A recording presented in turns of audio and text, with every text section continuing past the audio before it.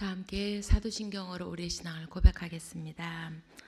전능하사 천지를 만드신 하나님 아버지를 내가 믿사오며 그 외아들 우리 주 예수 그리스도를 믿사오니 이는 성령으로 잉태하사 동정녀 마리아에게 나시고 본디오 빌라도에게 고난을 받으사 십자가에 못 박혀 죽으시고 장사한 지 사흘 만에 죽은 자 가운데서 다시 살아나시며 하늘에 오르사 전능하신 하나님 우편에 앉아 계시다가 저리로서 산자와 죽은 자를 심판하러 오시리라.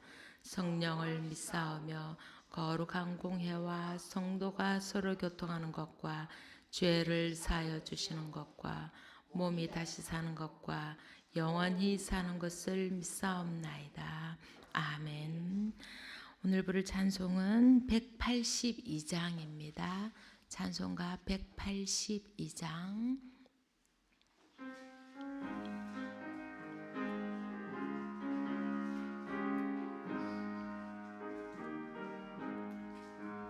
강물같이 흐르는 기쁨 성령 강림함이라. 정결한 마음 영원하도록 주의 거처 되겠네. 주님 주시는 참된 평화가 내 맘속에 넘치네. 주의 말씀에 거센 풍랑도 잠잠하게 되도다. 나의 생명 소생케 됨은 성령이 마심이라. 모든 의심 슬픔 사라져 주의 평강 넘치네. 주님 주시는 참된 평화가 내 맘속에 넘치네. 주의 말씀에 거센 풍랑도 잠잠하게 되도다. 하늘에서 담비 내리고 햇빛 찬란함같이 우리 맘에 성령이 많이 주님 보내심이라. 주님 주시는 참된 평화가 내 맘속에 넘치네. 주의 말씀에 거센 풍랑도 잠잠하게 되도다. 생명신에 넘쳐 흘러서 마른 광야 적시니 의의 열매 무르익어서 주수를 기다리네. 주님 주시는 참된 평화가 내 맘속에 넘치네. 주의 말씀에 거센 풍랑도 잠잠하게 되도다. 놀라우신 주의 은혜로 그의 얼굴 뵙겠네. 평화로운 안식처에서 영원토록 쉬겠네. 주님 주시는 참된 평화가 내 맘속에 넘치네. 주의 말씀에 거센 풍랑도 잠잠하게 되도다. 아멘. 네, 오늘 우리에게 주신 하나님의 말씀은 사도행전 2장입니다. 사도행전 2장 1절에서 13절까지. 사도행전 2장 1절에서 13절까지 다 함께 한 목소리로 읽겠습니다. 오순절이 되어서 그들은 모두 한 곳에 모여 있었다. 그때 갑자기 하늘에서 세찬 바람이 부는 듯한 소리가 나더니 그들이 앉아있는 온 집안을 가득 채웠다. 그리고 불길이 솟아오를 때 혓바닥처럼 갈라지는 것 같은 혀들이 그들에게 나타나더니 각 사람 위에 내려앉았다. 그들은 모두 성령으로 충만하게 되어서 성령이 시키는 대로 각각 방언으로 말하기 시작하였다. 예루살렘에는 경건한 유대 사람이 세계 각국에서 와서 살고 있었다. 그런데 이런 말소리가 나니 많은 사람이 모여와서 각각 자기네 지방말로 제자들이 말하는 것을 듣고서 어리둥절하였다. 그들은 놀라 신기하게 여기면서 말하였다. 보시오, 말하고 있는 이 사람들은 모두 갈릴리 사람이 아니요 그런데 우리 모두가 저마다 태어난 지방의 말로 듣고 있으니 어찌된 일이요. 우리는 바데 사람과 베데 사람과 엘람 사람이고 메소포타미아와 유대와 갑바도기아와 본도와 아시아와 부르기아와 밤빌리아와 이집트와 구레네 근처 리비아의 여러 지역에 사는 사람이고 또 나그네로 머물고 있는 로마 사람과 유대 사람과 유대교에 개종한 사람과 크레타 사람과 아라비아 사람인데 우리는 저들이 하나님의 큰 일들을 방언으로 말하는 것을 듣고 있어. 사람들은 모두 놀라 어쩔 줄 몰라서 이게 도대체 어찌된 일이요 하면서 서로 말하였다. 그런데 더러는 조롱하면서 그들이 세술에 취하였다 하고 말하는 사람도 있었다. 아멘. 이 새벽 예배를 삼아하며 모인 여러분에게 하나님의 은혜와 평강이 함께 하시길 빕니다. 예수님은 유월절 전날 밤에 붙잡히셨고 그 다음 날에 십자가에 못 박히셨으며 사흘 만에 부활하셨습니다. 그리고 40일 동안 제자들과 함께 하신 후에 승천하셨습니다. 이어 열흘 정도가 더 지난 후에 오순절이 된 것입니다. 오순절은 유월절 후 첫 안식일 다음 날로부터 50일째 되는 날입니다. 오순절은 유대의 3대 절기 중에 하나로 추수의 첫 열매를 드리는 날입니다. 이날에 이스라엘의 모든 남자들은 예루살렘으로 와서 하나님 앞에 보여야 했습니다.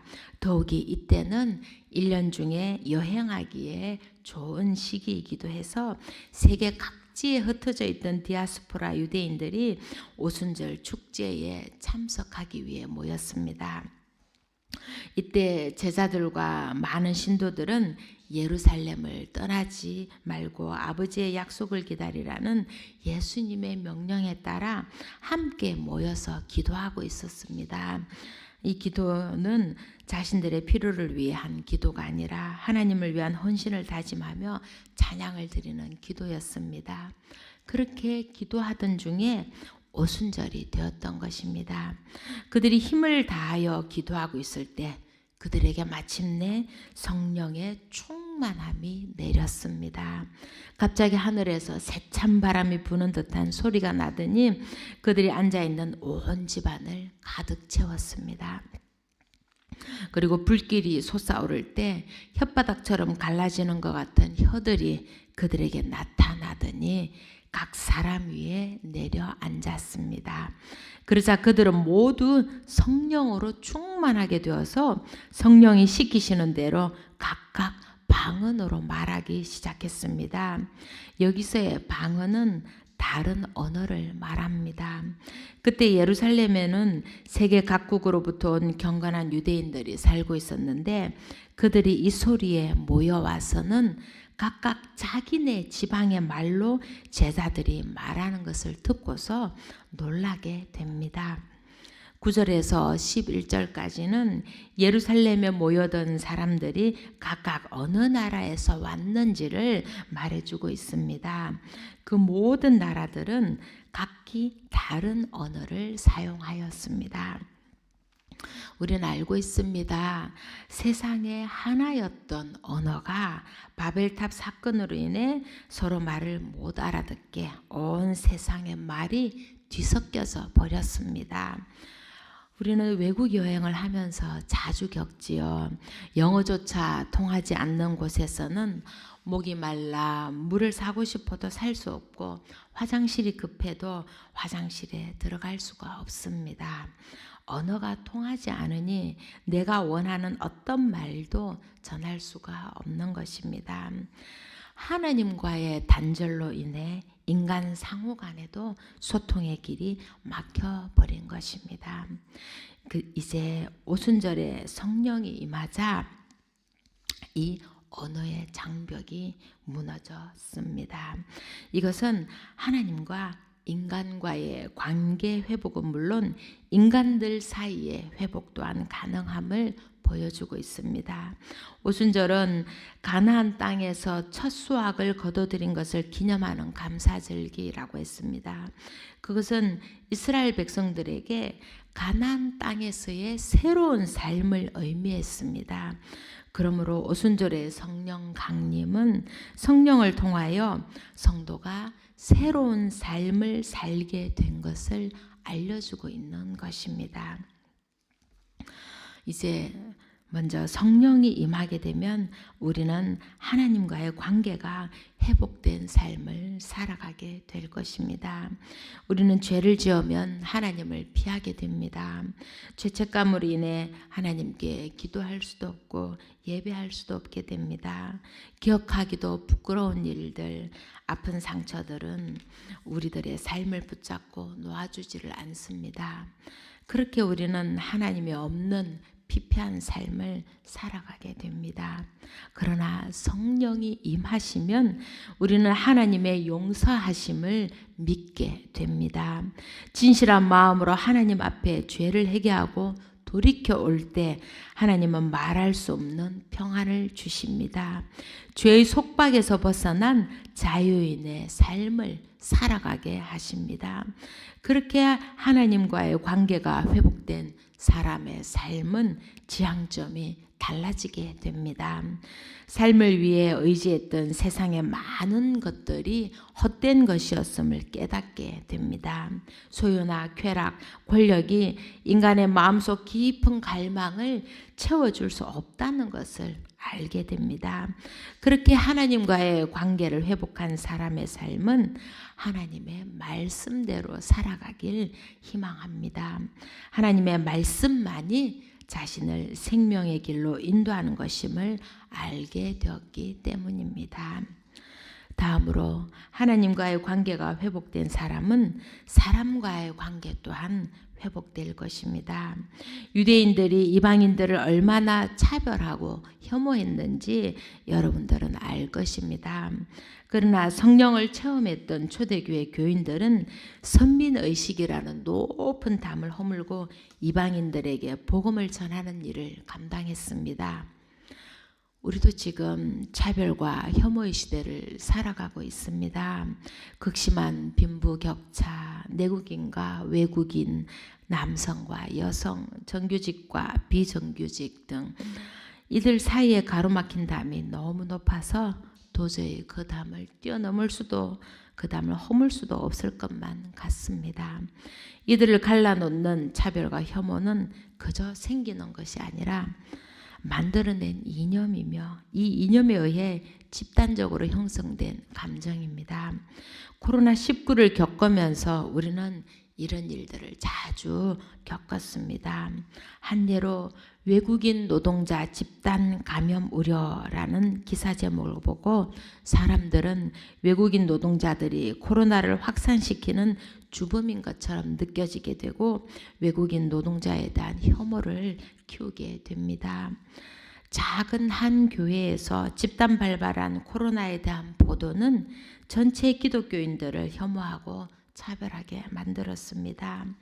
기독교인들에 대한 부정적인 반응으로 식당에서 밥을 먹을 때 식전 기도를 하는 것도 주저하던 때가 있었습니다. 언제 어디서든 이런 차별과 혐오는 만들어질 수 있고 우리를 분열시킵니다. 그러나 성령을 받은 사람은 다행히 남처럼 여겨지지 않습니다.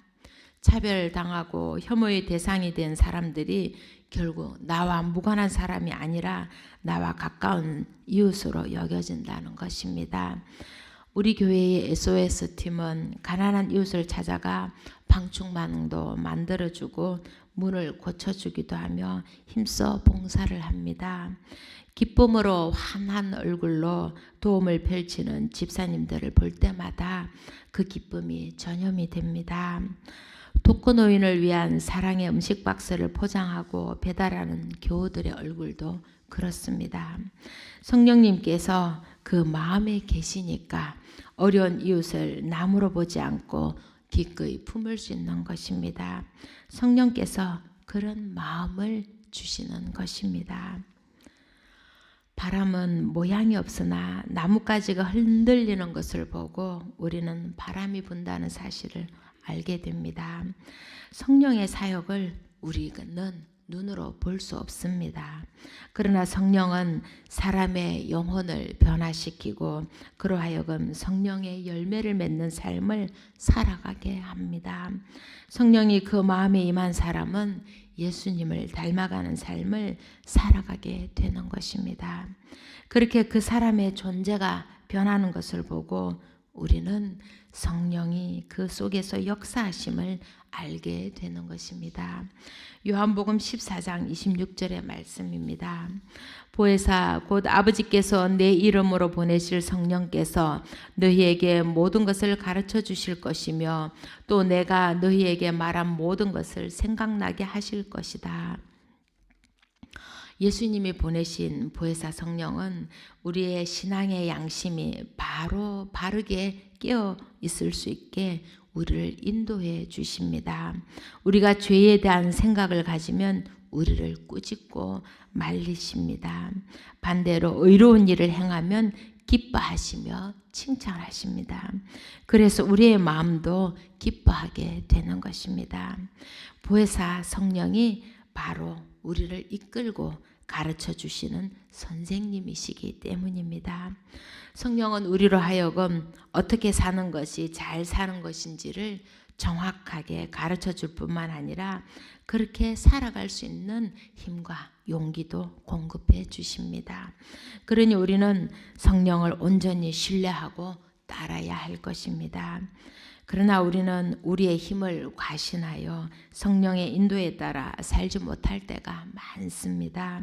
자신의 경험이나 자신의 능력, 자신의 생각에만 의존합니다. 그것은 결국 하나님을 신뢰하지 못하는 것입니다. 우리가 성령을 모시고 산다는 것은 그분이 하라고 명하시는 일을 따라 행하는 것이고 온전히 순종하는 것입니다. 그러니 우리는 성령을 사모하고 순종하는 사람이 되어야 할 것입니다. 성령으로 충만해진 삶을 소망해야 하겠습니다.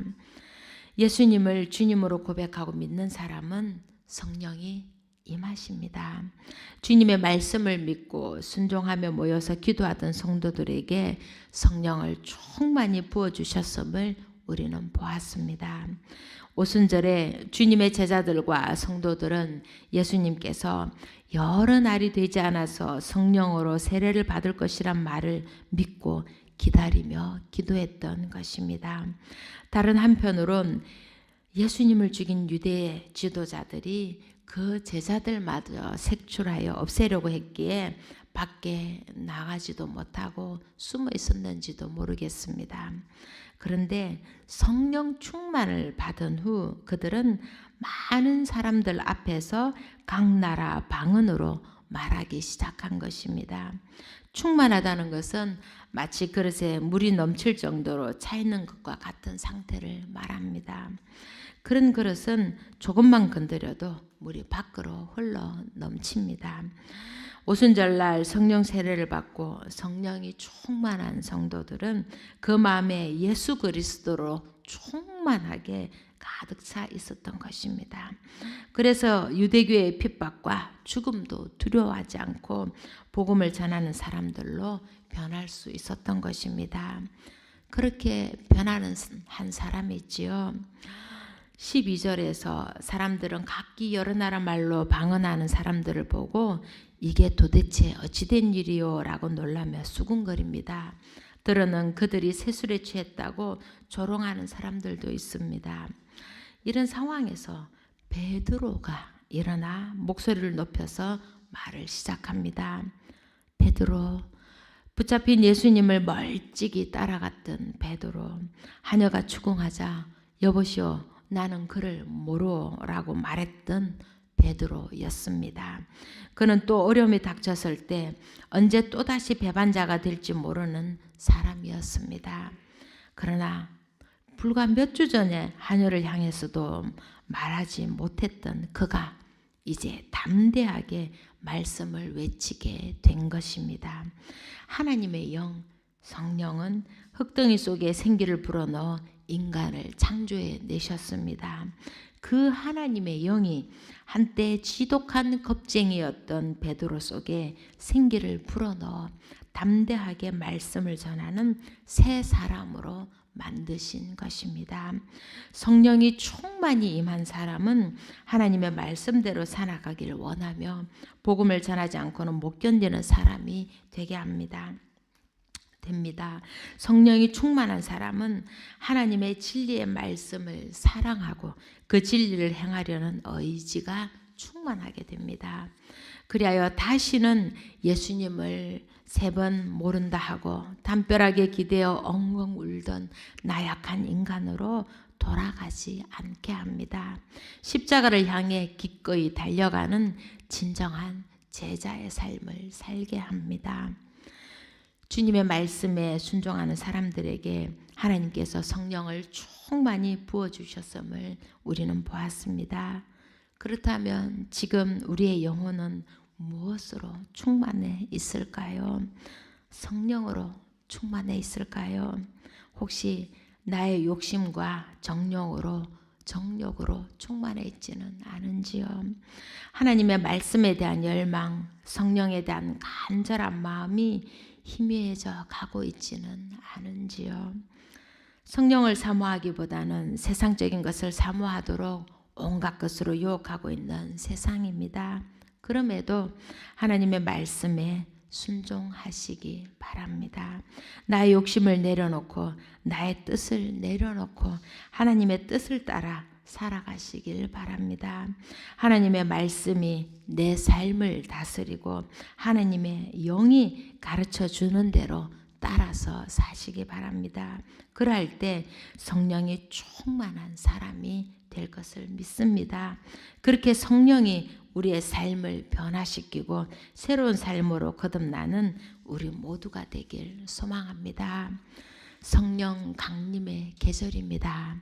오순절 성령을 기다리며 기도하던 사람들에게 세차게 불어왔던 성령의 그 바람이 성령을 간절히 사모하는 우리 모두에게 충만히 불어오길 간절히 기도합니다. 아멘. 기도드리겠습니다.